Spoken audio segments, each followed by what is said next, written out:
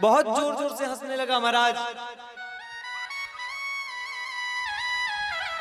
कि अब तो तुम्हारे पास कुछ भी नहीं बचा, सब तुम्हारा लुट गया। तुम्हारे पास एक पत्नी बची थी, वो भी तुम लुटा दिए। अब तुम्हारे पास बचा क्या? सब लोगों ने मुंडी नीचे कर ली, पांचों पांडवों का सर नीचे हो गया महाराज। क्योंकि कलयुग का वास है ना जुए में। अभी कलयुग की आपने कथा सुनी तो कलयुग का वास किसमें था? जुए में ही तो था। जो जुआ खेलेगा उसकी परिस्थिति दुर्गति होनी ही होनी। आज 5 पांडवों की भी यही परिस्थिति हो गई। दुर्योधन बोलता है, कहता है कि जाओ पांचाली को घसीट करके लेकर के आओ। दुशासन जो है जाता है और कहता है कि आज आपके 5 पति जो है आज आपको दांव पर लगा करके हार गए। जैसे ही आज ये सुना, द्रौपदी के नीचे से जमीन खसक गई। कहती है, अरे ऐसा नहीं हो सकता, मेरे पति देव धर्मराज युधिष्ठिर ऐसा कभी कर ही नहीं सकते। और बिना धर्मराज युधिष्ठिर के कहने और बिना उनके आदेश के न तो कोई भीम कर सकता, न नकुल कर सकता, न सहदेव कर सकता, न अर्जुन कर सकता। ये ऐसा हो ही नहीं सकता है। बोले नहीं हो सकता है तो आप जाकर स्वयं नीचे जाकर के देख लो। बोले मैं नहीं जा सकती। बोले कैसे नहीं जा सकते? मेरे बड़े भाई श्री का आदेश है कि अगर आप नहीं चलोगे तो मुझे मजबूरन आपको केस पकड़ के घसीटते हुए ले जाना पड़ेगा महाराज। द्रौपदी कहती है कि ऐसा साहस कैसे किया? आज तक मुझे किसी ने स्पर्श नहीं किया, तुम मेरे केस पकड़ने की बात करते हो।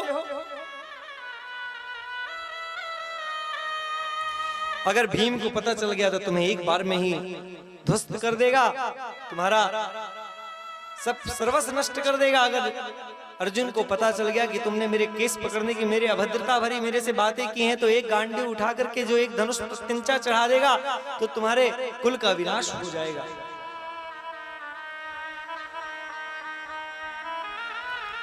ऐसे तुम्हारा साहस कैसे हुआ? दुशासन कहता है साहस नहीं हुआ, अब मैं करके दिखाऊंगा महाराज। द्रौपदी को पकड़ने के लिए उसके केस पकड़ के घसीटते हुए सीढ़ियों से लेकर के आता है। नीचे देखते हैं सभी लोग, देख करके मुंडी नीचे कर लेते हैं। द्रोणाचार्य, कृपाचार्य, भीष्म पितामह सब वहीं पास विराजमान है, लेकिन सबको मुंडी नीचे हो चुकी है। घसीटते हुए लेकर के आ रहा है दुशासन, घसीटते हुए जब लेकर के आ रहा है, दुर्योधन हंस रहा है। पीछे से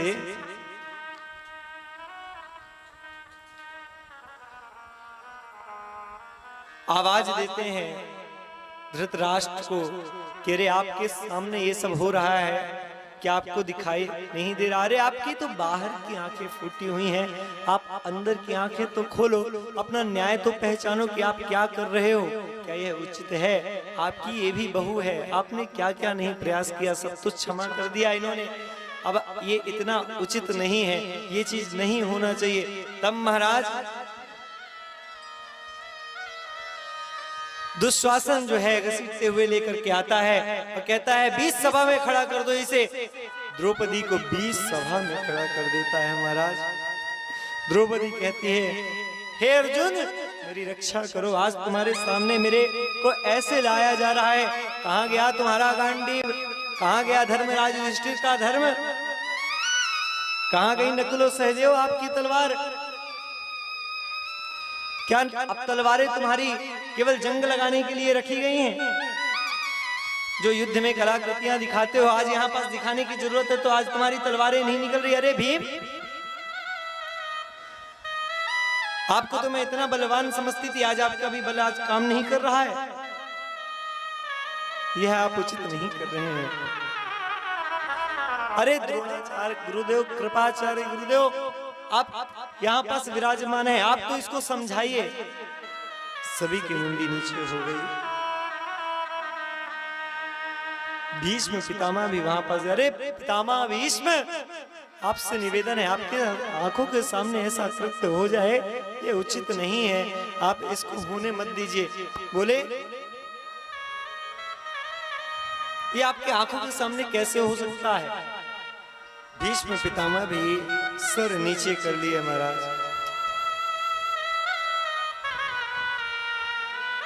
अरे अर्जुन, कहां गया तेरा गांडीव? कहाँ गया तुम्हारा गांडीव, कहाँ गया धर्मराज युधिष्ठिर आपका धर्म? आज कहीं कुछ नहीं दिखाई दे रहा है। आज मुझे केस पकड़ करके वहां से लाया जा रहा है, घसीटते हुए लाया जा रहा है। ये बात इतनी सभा के बीच में मुझे ऐसा किया जा रहा है। यहाँ दुर्योधन का आदेश आता है कि बहुत हो गया बकवास, दुशासन इसकी साड़ी उतार दो। तो पहले साड़ी पकड़ लेती है द्रौपदी और दुशासन खींचता है तो इधर उधर भागती है, बचाने का प्रयास करती है। पहले उसको विश्वास था कि मेरे पतिदेव आएंगे। जब पतिदेव की मुंडी नीचे हो गई तब उनको विश्वास था कि द्रोणाचार्य, कृपाचार्य, भीष्म पितामह जैसे महापुरुषों के रहते हुए ये मेरे साथ कदापि नहीं हो सकता, कभी नहीं हो सकता ये। जब उनकी भी मुंडी नीचे हो गई महाराज, तो खुद के ऊपर विश्वास रहा कि मैं जीत जाऊंगी दुशासन को, मैं साड़ी नहीं उतारने दूंगी। महाराज साड़ी खींचना प्रारंभ किया महाराज, तो वो खुद के ऊपर जो विश्वास था वो भी टूट गया। तब जो है भगवान श्री कृष्ण की शरणागति लेती हैं द्रौपदी और कहती हैं, गोविंद द्वारिकावासी कृष्ण गोपी जनप्रिया कौरव्यो परिभूतानां किं न जानामि केशवा। हे द्वारिकाधीश, हे द्वारिकाधीश मेरी रक्षा करो। आपके सिवा इस संसार में मेरा कोई अब नहीं है और न कोई रक्षा कर सकता है। हे नाथ, हे रमानाथा, व्रजनाथार्तिनाशना,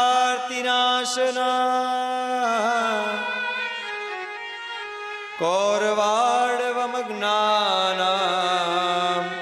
उद्ध्वरस्व जलार्दना।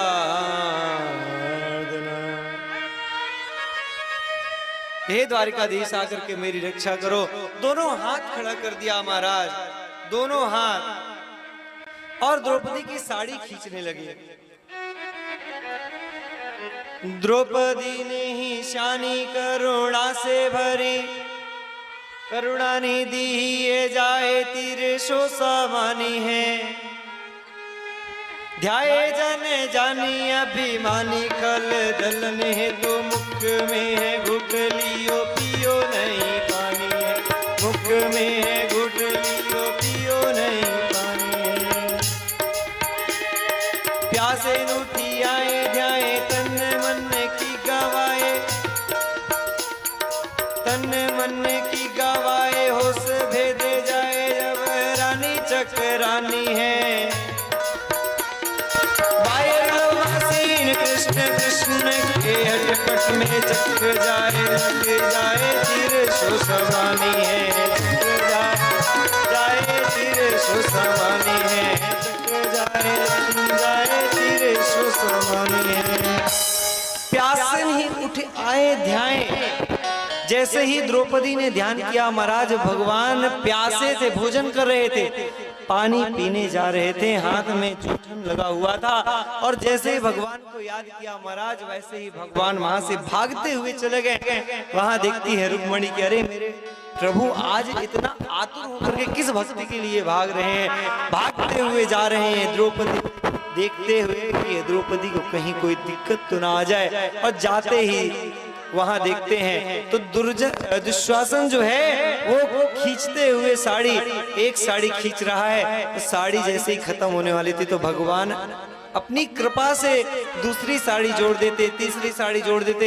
दुर्जन दुशासन दुकूल भयो दीन बंधु, वो खींचते खींचते थक गया महाराज, अब खींचते खींचते साड़ी खत्म नहीं हो रही है। दुर्जन दुश्वासल दुकूल भयो दीन बंधु, दीन हुए द्रुपद दुलारी ओ पुकारी है।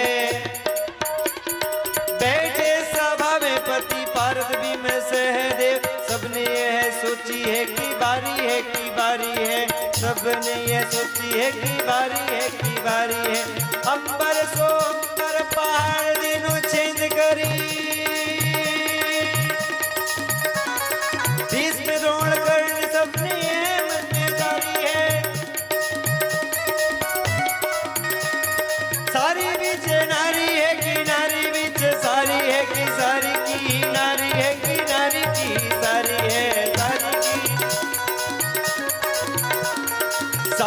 किनारी है किनारी की सारी है सारी, किनारी है किनारी की सारी है।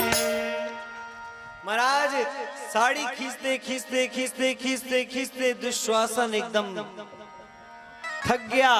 महाराज 10,000 गज बल घट्यो घट्यो ना 10 चीर।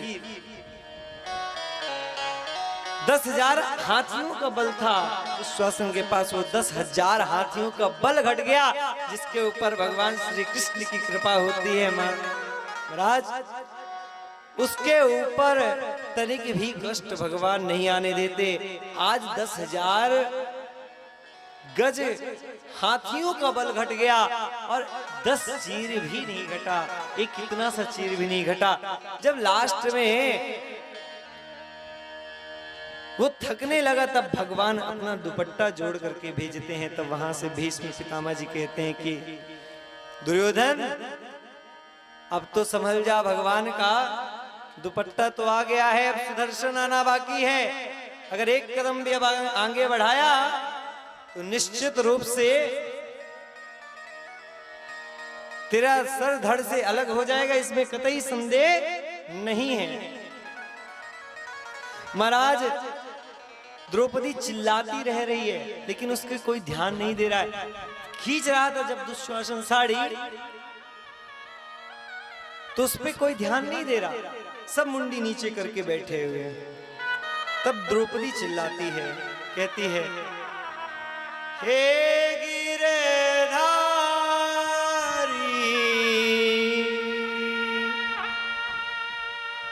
हे गिरधारी कृष्ण मुरारी, लाज रखो हे कृष्ण मुरारी, लाज रखो हे कृष्ण मुरारी। हे गिरधारी, हे गिरधारी कृष्ण मुरारी, लाज रखो हे कृष्ण मुरारी, लाज